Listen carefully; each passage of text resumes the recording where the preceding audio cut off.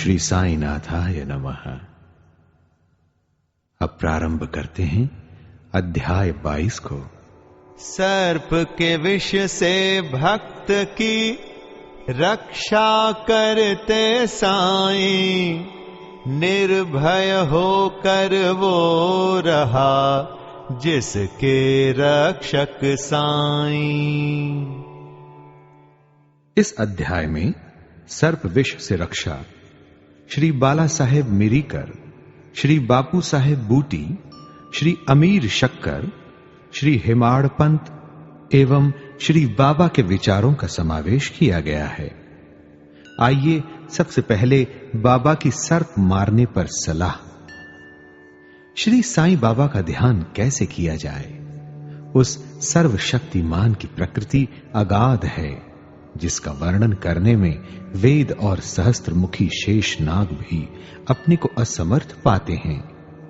भक्तों की रुचि स्वरूप वर्णन से नहीं, उनकी तो दृढ़ धारणा है कि आनंद की प्राप्ति केवल उनके श्री चरणों से ही संभव है।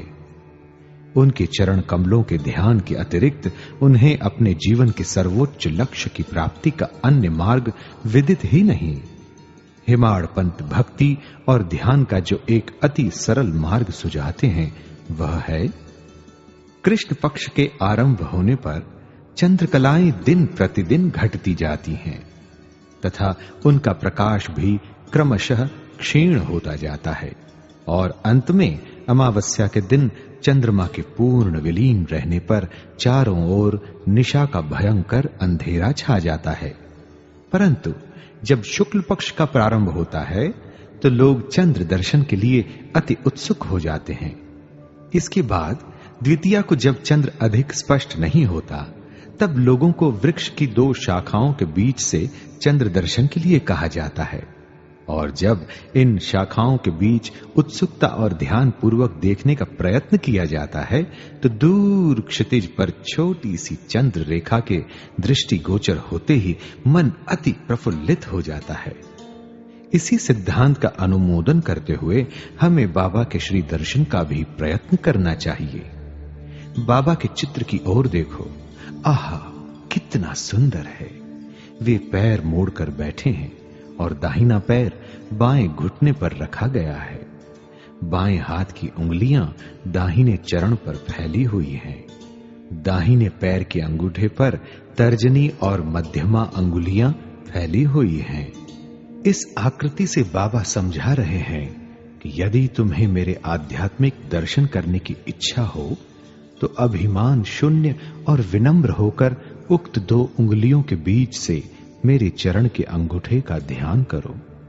तब कहीं तुम उस सत्य स्वरूप का दर्शन करने में सफल हो सकोगे। भक्ति प्राप्त करने का यह सबसे सुगम पंथ है। अब एक क्षण श्री साईं बाबा की जीवनी का अवलोकन करें। साईं बाबा के वास से ही शिरडी तीर्थ स्थल बन गया है। चारों ओर से लोगों की भीड़ वहां प्रतिदिन बढ़ने लगी है तथा धनी और निर्धन सभी को किसी न किसी रूप में लाभ पहुंच रहा है। बाबा के असीम प्रेम, उनके अद्भुत ज्ञान भंडार और सर्वव्यापकता का वर्णन करने का सामर्थ्य किसे है?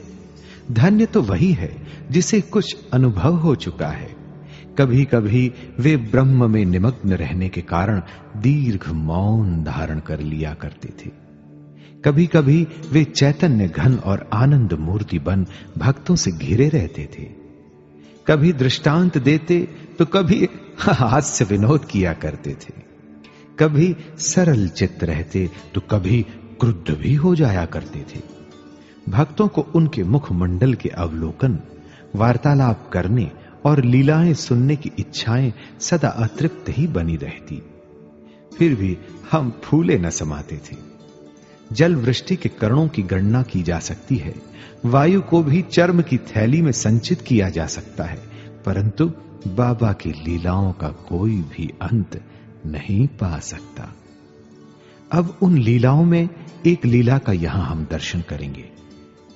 भक्तों के संकटों के घटित होने के पूर्व ही बाबा उपयुक्त अवसर पर किस प्रकार उनकी रक्षा किया करते थे।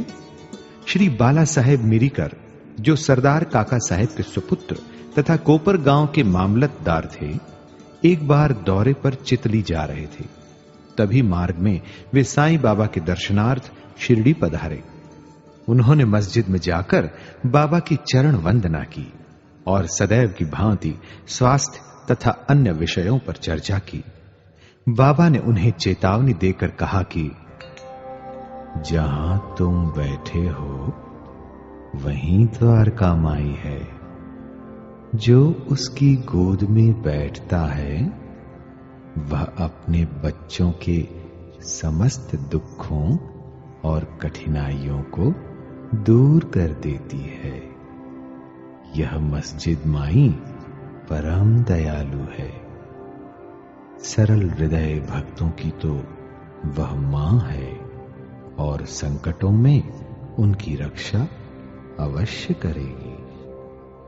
जो उसकी गोद में एक बार बैठता है उसकी समस्त कष्ट दूर हो जाते हैं।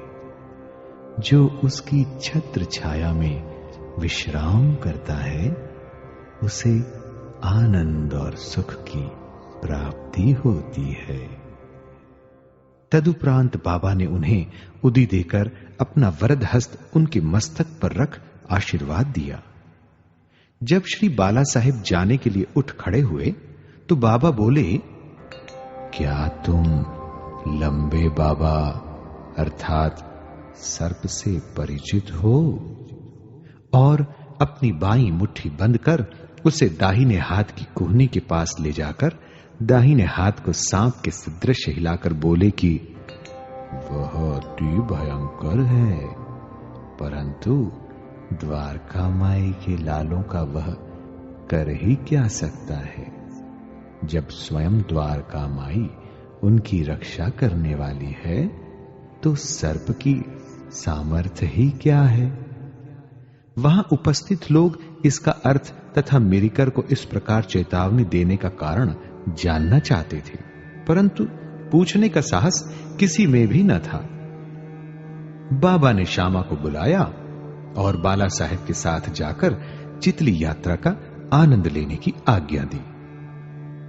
तब श्यामा ने जाकर बाबा का आदेश बाला साहेब को सुनाया। वे बोले कि मार्ग में असुविधाएं बहुत हैं, अतः आपको व्यर्थ ही कष्ट उठाना उचित नहीं है। बाला साहेब ने जो कुछ कहा वह श्यामा ने बाबा को बताया। बाबा बोले कि अच्छा ठीक है, न जाओ। सदैव उचित अर्थ ग्रहण कर श्रेष्ठ कार्य ही करना चाहिए। जो कुछ होने वाला है सो तो होकर ही रहेगा। बाला साहेब ने पुनः विचार कर श्यामा को अपने साथ चलने के लिए कहा। तब श्यामा पुनः बाबा की आज्ञा प्राप्त कर बाला साहेब के साथ तांगे में रवाना हो गए।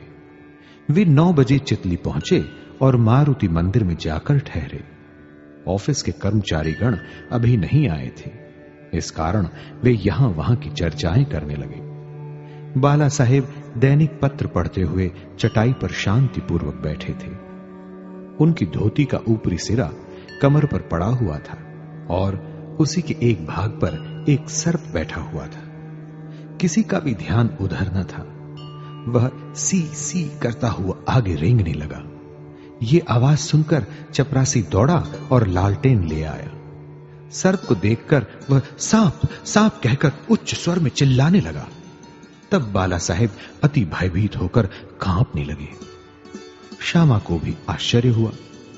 तब वे तथा अन्य व्यक्ति वहां से धीरे से हटे और अपने हाथ में लाठियां ले ली। सांप धीरे धीरे कमर से नीचे उतर आया। तब लोगों ने उसका तत्काल ही प्राणांत कर दिया। जिस संकट की बाबा ने भविष्यवाणी की थी वह टल गया और साईं चरणों में बाला साहेब का प्रेम दृढ़ हो गया। आइए अब एक कथा सुनते हैं बापू साहेब बूटी की। एक दिन महान ज्योतिषी श्री नाना साहेब डेंगले ने बापू साहेब बूटी, जो उस समय शिरडी में ही थे, उनसे कहा, आज का दिन तुम्हारे लिए अत्यंत अशुभ है और तुम्हारे जीवन को संकटप्रद है। यह सुनकर बापू साहेब बड़े अधीर हो उठे। जब वे सदैव की भांति बाबा के दर्शन करने गए तो वे बोले कि ये नाना क्या कहते हैं? वे तुम्हारी मृत्यु की भविष्यवाणी कर रहे हैं, परंतु तुम्हें भयभीत होने की किंचित मात्र भी आवश्यकता नहीं है। इनसे दृढ़ता पूर्वक कह दो कि अच्छा, देखते हैं काल मेरा किस तरह अपहरण करता है। जब संध्या समय बापू अपने शौच गृह में गए तो वहां उन्हें एक सर्प दिखाई दिया। उनके नौकर ने भी सर्प को देख लिया और उसे मारने को एक पत्थर उठाया। बापू साहिब ने एक लंबी लकड़ी मंगवाई, परंतु लकड़ी आने से पूर्व ही वह सांप दूरी पर रेंगता हुआ दिखाई दिया और तुरंत ही दृष्टि से ओझल हो गया। बापू साहिब को बाबा के अभयपूर्ण वचनों का स्मरण हुआ और बड़ा ही संतोष हुआ। आइए अब सुनते हैं अमीर शक्कर की कथा। अमीर शक्कर कोरले गांव का निवासी था, जो कोपर गांव तालुके में है। वह जाति का कसाई था और बांद्रा में दलाली का धंधा किया करता था। वह प्रसिद्ध व्यक्तियों में से एक था। एक बार वह गठिया रोग से अधिक कष्ट पा रहा था। जब उसे खुदा की स्मृति आई तब काम धंधा छोड़कर वह शिरडी आया और बाबा से रोग निवृत्ति की प्रार्थना करने लगा। तब बाबा ने उसे चावड़ी में रहने की आज्ञा दे दी। चावड़ी उस समय एक अस्वास्थ्यकारक स्थान होने के कारण इस प्रकार के रोगियों के लिए सर्वथा अयोग्य थी। गांव का अन्य कोई भी स्थान उसके लिए बेहतर होता, परंतु बाबा के शब्द तो निर्णयात्मक तथा मुख्य औषधि स्वरूप थे। बाबा ने उसे मस्जिद में न आने दिया और चावड़ी में ही रहने की आज्ञा दी। वहां उसे बहुत लाभ हुआ।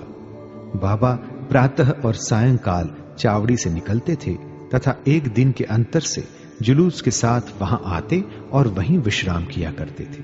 इसलिए अमीर को बाबा का सानिध्य सरलता पूर्वक प्राप्त हो जाया करता था। अमीर वहां पूरे 9 मास रहा। जब किसी अन्य कारणवश उसका मन उस स्थान से ऊब गया, तब एक रात्रि में वह चोरी से उस स्थान को छोड़कर कोपर गांव की धर्मशाला में जा ठहरा। वहां पहुंचकर उसने एक फकीर को मरते हुए देखा, जो पानी मांग रहा था। अमीर ने उसे पानी दिया, जिसे पीते ही उसका देहांत हो गया। अब अमीर किंग कर्तव्य विमूढ़ हो गया। उसे विचार आया कि अधिकारियों को इसकी सूचना दे दूं तो मैं ही मृत्यु के लिए उत्तरदायी ठहराया जाऊंगा, और प्रथम सूचना पहुंचाने के नाते कि मुझे अवश्य इस विषय की अधिक जानकारी होगी, सबसे प्रथम मैं ही पकड़ा जाऊंगा। तब बिना आज्ञा शिरडी छोड़ने की उतावली पर उसे बड़ा पश्चाताप हुआ। उसने बाबा से मन ही मन प्रार्थना की और शिरडी लौटने का निश्चय कर उसी रात्रि बाबा का नाम लेते हुए पांव फटने से पूर्व ही शिरडी वापस पहुंचकर चिंता मुक्त हो गया। फिर वह चावड़ी में बाबा की इच्छा और आज्ञा अनुसार ही रहने लगा और शीघ्र ही रोग मुक्त हो गया। एक समय ऐसा हुआ कि अर्धरात्रि को बाबा ने जोर से पुकारा, ओ अब्दुल, कोई दुष्ट प्राणी मेरे बिस्तर पर चढ़ रहा है। अब्दुल ने लालटेन लेकर बाबा का बिस्तर देखा, परंतु वहां कुछ भी न दिखा। बाबा ने ध्यान पूर्वक सारे स्थान का निरीक्षण करने को कहा और वे अपना सटका भी जमीन पर पटकने लगे। बाबा की यह लीला देखकर अमीर ने सोचा कि हो सकता है कि बाबा को किसी सांप के आने की शंका हुई हो। दीर्घ काल तक बाबा की संगति में रहने के कारण अमीर को उनके शब्दों और कार्यों का अर्थ समझ में आ गया था। उन्होंने अपने बिस्तर के पास कुछ रेंगता हुआ देखा। तब उन्होंने अब्दुल से बत्ती मंगवाई और एक सांप को कुंडली मारे हुए वहां बैठे देखा, जो अपना फन हिला रहा था। फिर वह सांप तुरंत ही मार डाला गया। इस प्रकार बाबा ने सामयिक सूचना देकर अमीर के प्राणों की रक्षा की। आइए अब हम सुनते हैं हेमाड़ पंथ अर्थात बिच्छू और सांप की रोचक कथा। बाबा की आज्ञा अनुसार काका साहेब दीक्षित श्री एकनाथ महाराज के 2 ग्रंथों भागवत और भावार्थ रामायण का नित्य पारायण किया करते थे। एक समय जब रामायण का पाठ हो रहा था, तब श्री हेमाड़ पंत भी श्रोताओं में सम्मिलित थे। अपनी मां के आदेशानुसार किस प्रकार हनुमान ने श्री राम की महानता की परीक्षा ली, यह प्रसंग चल रहा था।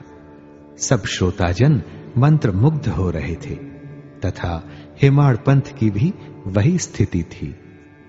पता नहीं कहां से एक बड़ा बिच्छू उनके ऊपर आ गिरा और उनके दाहिने कंधे पर बैठ गया, जिसका उन्हें कोई भान तक न हुआ।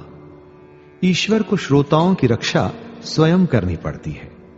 अचानक ही उनकी दृष्टि कंधे पर पड़ गई। उन्होंने उस बिच्छू को देख लिया। वह मृत प्राय सा प्रतीत हो रहा था, मानो वह भी कथा के आनंद में तल्लीन हो गया हो। हरि इच्छा जानकर उन्होंने श्रोताओं में बिना विघ्न डाले उसे अपनी धोती के दोनों सिरे मिलाकर उसमें लपेट लिया और दूर ले जाकर बगीचे में छोड़ दिया। एक अन्य अवसर पर संध्या समय काका साहेब वाड़े के ऊपरी खंड में बैठे हुए थे। तभी एक सांप खिड़की की चौखट के एक छिद्र में से भीतर घुस आया और कुंडली मारकर बैठ गया। बत्ती लाने पर पहले तो वह थोड़ा चमका, फिर वहीं चुपचाप बैठा रहा और अपना फन हिलाने लगा। बहुत से लोग छड़ी और डंडा लेकर वहां दौड़े, परंतु वह एक ऐसे सुरक्षित स्थान पर बैठा था जहां उस पर किसी के प्रहार का कोई भी असर न पड़ता। लोगों का शोर सुनकर वह शीघ्र ही उसी छिद्र में से अदृश्य हो गया। तब कहीं सब लोगों की जान में जान आई। आइए अब इस विषय पर बाबा के क्या विचार हैं वो जाने। एक भक्त मुक्ताराम कहने लगा, चलो अच्छा ही हुआ जो एक जीव बेचारा बच गया। श्री हेमाड़ पंत ने उसकी अवहेलना करके कहा कि सांप को मारना ही उचित है। इस कारण इस विषय पर वाद विवाद होने लगा। एक का मत था कि सांप तथा उसके सदृश जंतुओं को मार डालना ही उचित है, किंतु दूसरे का इसके विपरीत मत था। रात्रि अधिक हो जाने के कारण किसी निष्कर्ष पर पहुंचे बिना ही उन्हें विवाद स्थगित करना पड़ा। दूसरे दिन यह प्रश्न बाबा के समक्ष लाया गया। तब बाबा निर्णयात्मक वचन बोले, सब जीवों में और समस्त प्राणियों में ईश्वर का निवास है। चाहे वह सांप हो या बिच्छू, वे ही इस विश्व के नियंत्रण करता है और सब प्राणी, सांप, बिच्छू इत्यादि उनकी आज्ञा का ही पालन किया करते हैं। उनकी इच्छा के बिना कोई भी दूसरों को हानि नहीं पहुंचा सकता। समस्त विश्व उनके अधीन है तथा स्वतंत्र कोई भी नहीं है। इसलिए हमें सब प्राणियों से दया और स्नेह करना चाहिए। वैमनस्य या संहार करना छोड़कर शांत चित्त से जीवन व्यतीत करना चाहिए। ईश्वर सबका ही रक्षक है। श्री सद्गुरु साईनाथार्पणमस्तु। शुभम भवतु। दया धर्म का मूल है ये साईं के बोल। घट घट साईं देखिए मन की आंखें खोल। सप्ताह पारायण तृतीय विश्राम।